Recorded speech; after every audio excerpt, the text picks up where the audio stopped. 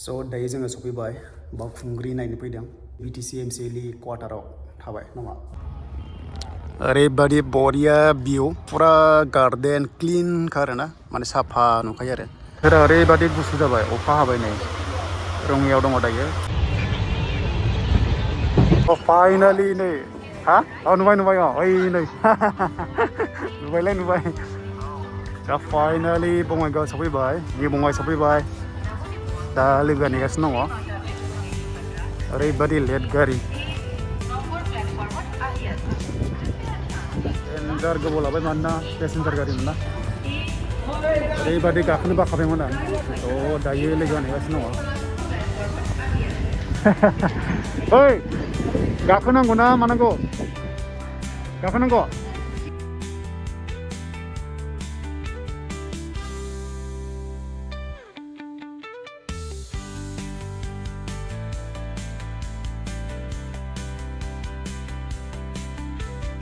दा बे जाबाय निउ बङाइ स्टेशन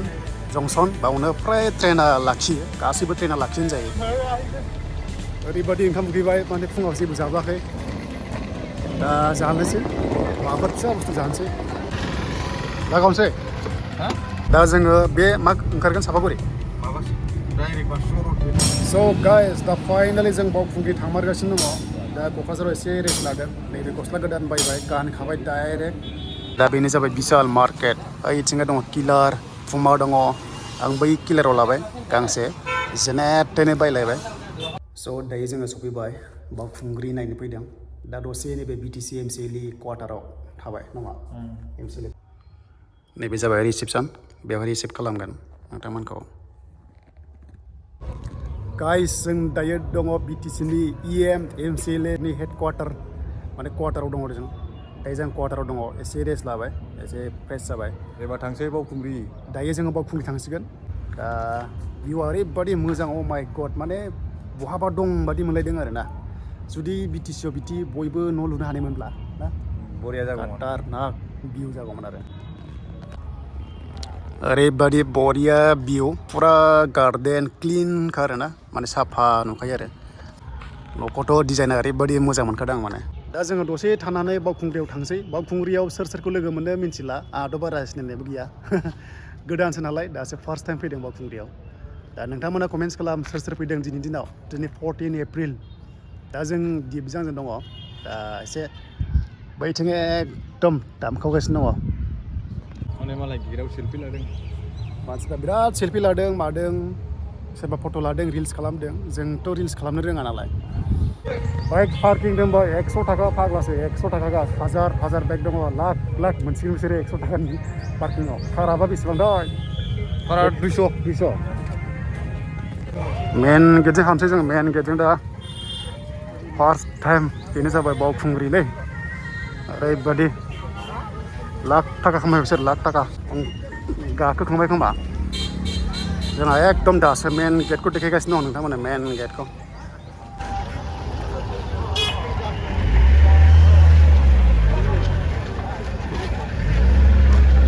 चलो एन्ट्रि खालामबाय मेन गेट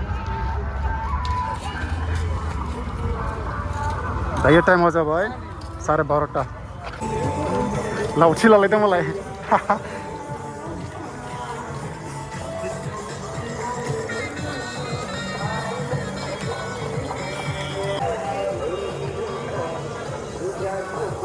दासो मोनहां जादों आरो दासिमबो मोनबावाखै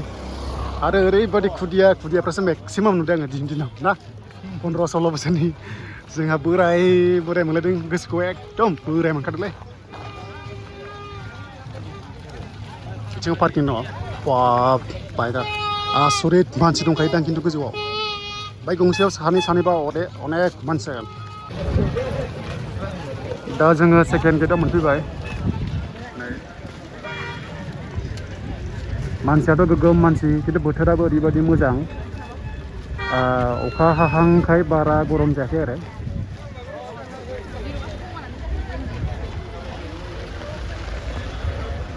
गासिबो जरा जराल' जरा जोंहाल' सानैजों रावबो गैया ओरैबायदि मेंथाबाय ससे लामायावनो डेन्जार मेंबाय आंथ'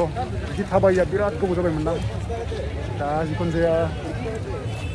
नायस्रानोसै फैबाय फैबाय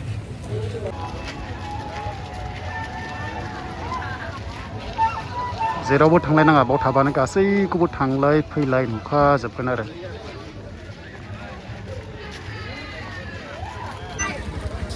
स' दायो जोङो सेकेन्ड गेट हाबबाय दा आंना लोगोआ बहा दङथाय फना नाङासै दा दहाय फुङावसो नांदोंमोन दा बहा दङ खाफाल दंबासो लोगो मोनसिगोन जोङो दा सोर लोगो नोंथांमोना नायलांबाय था फाइनालि मेन स्टेजाव सफैबाय आङो नोंथांमोनाबो नायलांबाय थादो डेन्जार मानसि जाखागोन खिन्थु सोरबा गान खनदों नामाथाय फाटाफासो नोंथांनि लोगोआ नोंखौ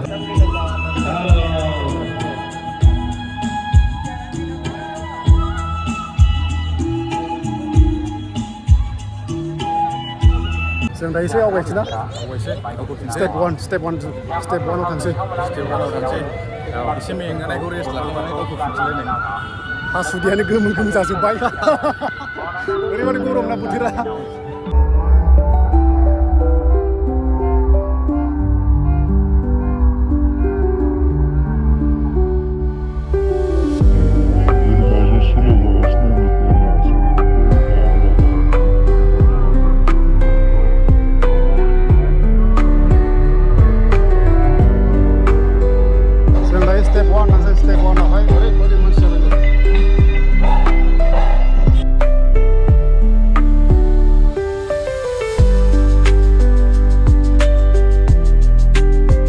दखान होदों मादैमोना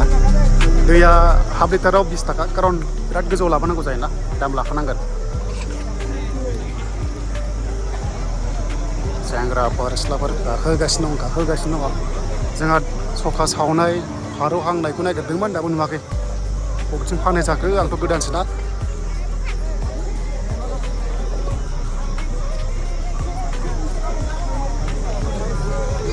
साल दंफांआनो बुंजोब्बाय मानसिफ्रा ओरैबायदि ओरै जाय फाराफारि दङ नै जाय फाराफारि टप गेम दामनायाव दामखावगासिनो दं माथो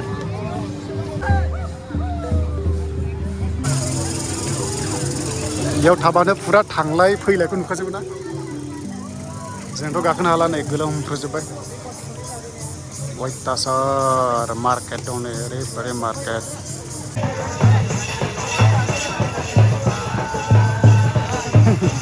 हागौलै गथ'फ्रा हागौ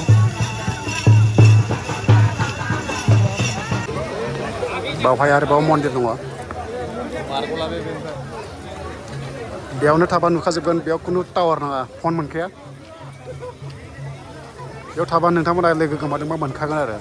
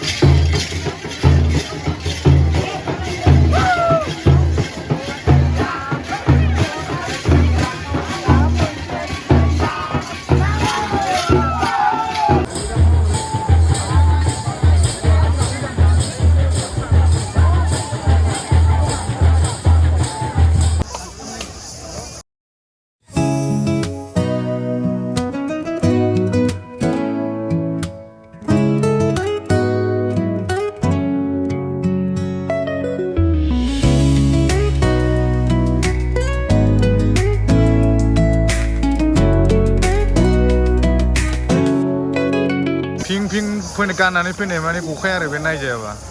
सासे लोगोमोन गैया दाबो नुवाखै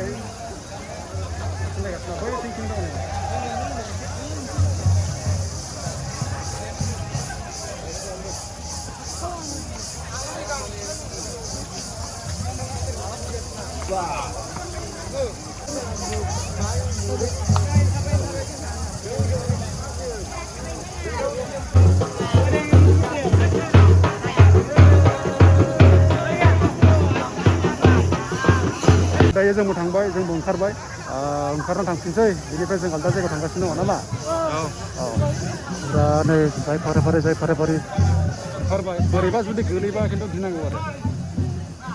गोलैबा गिनांगौ एकदम मोजां थाबाय मोजां डेन्जार मेंबाय अयथासार मेंबाय आंथ' गाखोजोबनो हायासै आङो प्रेक्टिस गैयाना थाबायनाय जिखुनु जाया फैनानै मोजां मोनबाय नायनानै आरो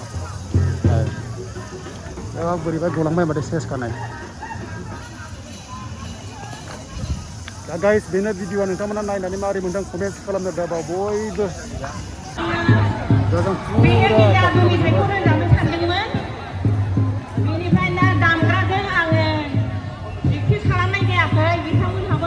गाखोना फैजोब्बाय जोङो दा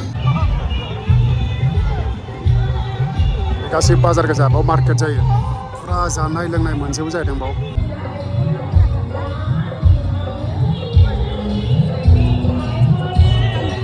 फुरा बिथिंहाय एक्जिबिसन दङ दा फैनानै नै बावसो जाफैयो जों रेस्टुरेन्टआव हजों जानो हायासै बिराद गरम बोथोरा थ' बेनो लास्ट ब्लग बावखुंग्रिया बेनिफ्राय आं क'क्राझाराव साननै सानथामसो थाबावगोन ओमफ्राय देनां नेक्स्टआव फैबा खालामबावनोसै बैसागु जानांगौ ना दायो जों मोनसे जायगायाव थांगासिनो दं सालबारियाव सफैलायबाय मागुरबारियाव मागुरमारि ओरैनो दसे बार जाफैबाय एसे शपिं खालामनानै टाउनाव दा फैबाय नालाय फैबाय खनसेनो नायलांजोबखानोसै ना मा होनो औ बेवहाय आङो खनथाम जाबाय दिनैजों खनथाम जाबाय आरो नेक्स्टआव फैबावगोन बेयाव मोनसे एलबाम खालामनांगौलै सोर एक्ट्रेससो खालामनांगौथाय सोर समायगोनथाय उनाव बासिनोसै दा बेनो जोबथा जोंनि ब्लग ना मा दिप बेनिफ्राय जों थांसिगोन सेरफांगुरियाव एसे बैसागु जाहैबावनोसै दा जियानो जा लोगोफोर हेपि बैसागु बयनिसिमबो आरो नेक्स्टआव लोगो मोनसिगोनलाय नामा बाय बाय 2026आव फैलायगोन आरो बेबायदि गाइस माने क'क्राझार फैनानै ओरैबायदि मोजां मोनबाय बावखुंग्रि फार्स्ट टाइम गाखोबाय ओमफ्राय नै बावहाय सालबारि मागुरबारियाव फैनानै ओरैबायदि मोजां मोनदों आरो खाफालाव दङबा नेक्स्ट इयार फैबावगोन नोंथांमोनजों लोगो मोनगोन